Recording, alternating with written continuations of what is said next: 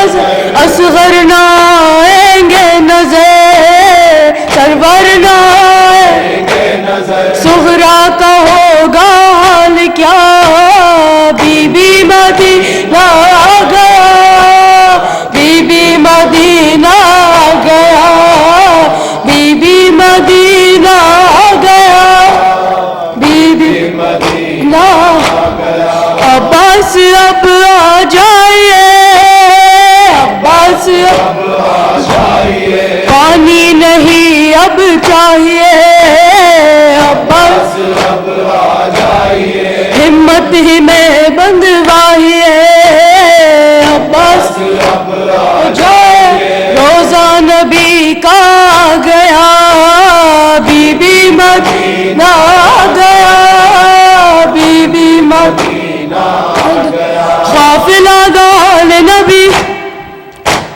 اے دے بندے بون روا شد یسرب دا چینش دے شد فضا زینب دا ہوئے بی بی مدینہ آ گیا بی بی مدینہ آ گیا بی بی مدینہ آ گیا بی بی مدینہ آ گیا بیمار لاغر نہ دوا بیمار لاغر نہ سجاد کرتے ہیں بیان بیمار لاغر نہ دوا آل نبی کا کاروان لاغر نہ دوا بستی میں بیچا جائے گا بی بی مدینہ آ گیا بی بی مدینہ آ گیا بی بی مدینہ آ گیا بی بی مدینہ آ گیا جلوہ رہی ہے آج بھی جلوہ رہی ہے آج بھی کر پا رہی ہے آج بھی رہی ہے آج بھی یاد آ رہی ہے آج بھی رہی ہے آج بھی توقیر زیدی ہے صدا بی بی مدینہ آ گیا بی بی مدینہ آ گیا قافلہ دال نبی اے دے بندے بون روا شد یسرب دا چینش دے شد فضا زینب دا ہوئے بی بی مدینہ آ گیا بی بی مدینہ آ گیا بی بی مدینہ آ گیا بی بی مدینہ آ گیا حسین حسین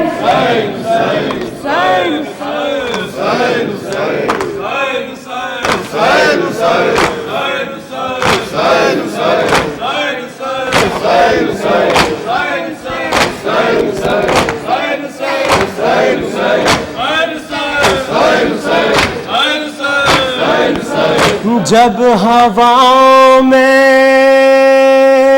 محسوس کی عباس نے احتیاطاً سانس روک لی عباس نے موجے کو سر اٹھا کر دیکھتی ہی رہ گئی اتنی اونچائی پہ رکھ دی تشنگی عباس نے سجا رکھتی دریا پہ جب بارات پانی کی بہت کرتے تھے اشرار یزیدی بات پانی کی مگر دریا پہ پہنچے ٹھوکر مارے چلے آئے بتا دی حضرت عباس نے اوقات پانی کی کٹے بازو مشکی زبچ رہ گئی پیاسی زمین پہ خون بن کر ہو گئی برسات پانی کی یا عباس یا عباس یا عباس یا جہاں بھی پانی و مشک و علم کی بات چلی علی کے لال کے قدموں پلے پرا چلی وفا عشق و محبت کی کائنات چلی دعائے فاطمہ زہرا بھی ساتھ ساتھ چلی دعائے فاطمہ زہرا بھی ساتھ ساتھ چلی عالم کے دم سے ہے اب تک حیات پانی کی جری کی جیت ہوئی اور مات پانی کی یا عباس یا عباس یا عباس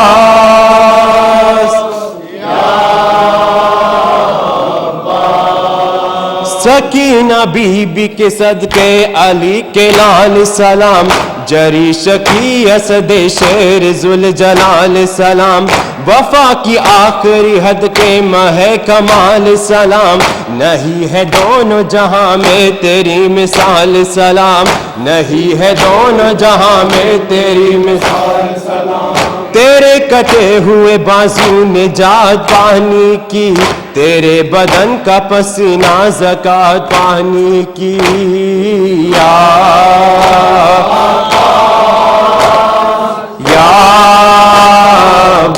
عباس یا عباس یا حمایت شہ مظلوم میں پناہ عباس تبات و جرت غیرت کی انتہا عباس جناب زینب بے کس کا آسرا عباس لب فرات فقط تو نے یہ لکھا عباس لب فرات فقط تو نے یہ لکھا عباس ہمارے تشنہ لبی ہے فرات پانی کی حیات پیاسوں کی ٹھہری وفات پانی کی یا عباس